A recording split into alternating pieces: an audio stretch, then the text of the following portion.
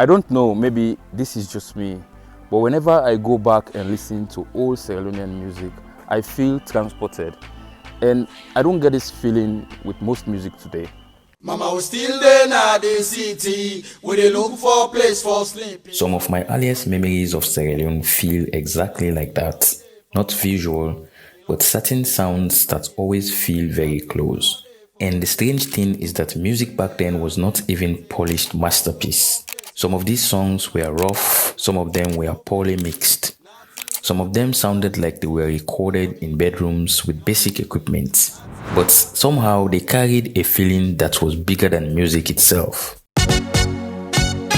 So in this video, let's find out why we feel so pulled when we listen to old Sierra Leonean music.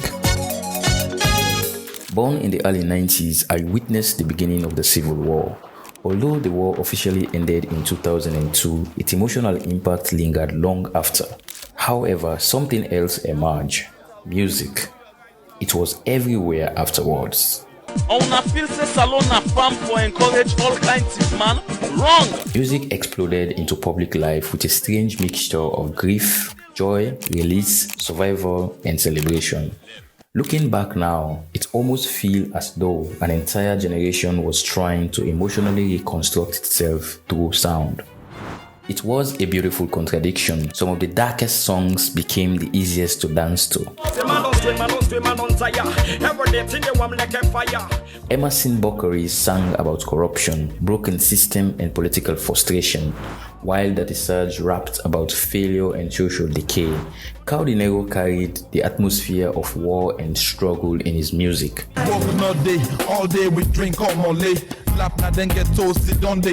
These were not light subjects, they were deeply political songs emerging from a country still psychologically recovering from violence. Somehow, these songs escaped seriousness once they entered public space. They became movements, they became taxi music, and they became street music. Perhaps that says something profound about Sierra Leone itself. In Sierra Leone, suffering and joy have always lived uncomfortably close to each other. I remember being sent to PZ by my elder sister and taking a poda from Wilkes Road to Regent Road. Honestly, even traffic felt alive back then. Before smartphones consumed silence, transportation had personality. Taxi and poda drivers always had music playing through distorted speakers. Music was less private back then. And maybe that's part of why these songs feel emotionally larger to me today, because they were not isolated experiences. They were attached to physical places, to traffic, to conversations, to evening football, to the sounds of generators returning after power cuts, to childhood itself. But alongside the politically charged music, there was another sound that completely captured me growing up: the softer Sierra Leonean R&B sound.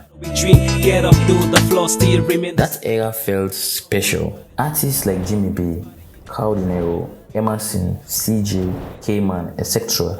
carried some emotionally vulnerable sound that I don't hear associated with Sierra Leonean music conversation today. And maybe I'm wrong, but those songs felt incredibly sincere to me.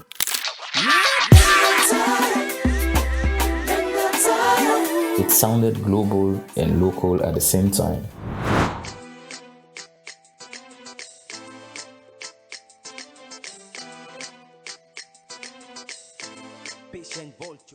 And producers like Charles Ostrov of To The J Music, Sir Issa of Bodyguard Studio, The Paradise Records, Nashito Kulala, Lord Mo, and more played a massive role in shaping the Sierra Leonean sounds. There was this growing studio culture emerging after the Civil War, where artists sounded more polished, more ambitious, and more emotionally cinematic. You could hear a country trying to modernize its sound in real time. That's what fascinates me looking back now.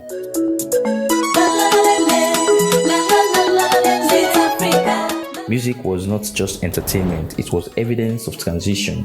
A country emerging from civil war and young people trying to imagine themselves differently.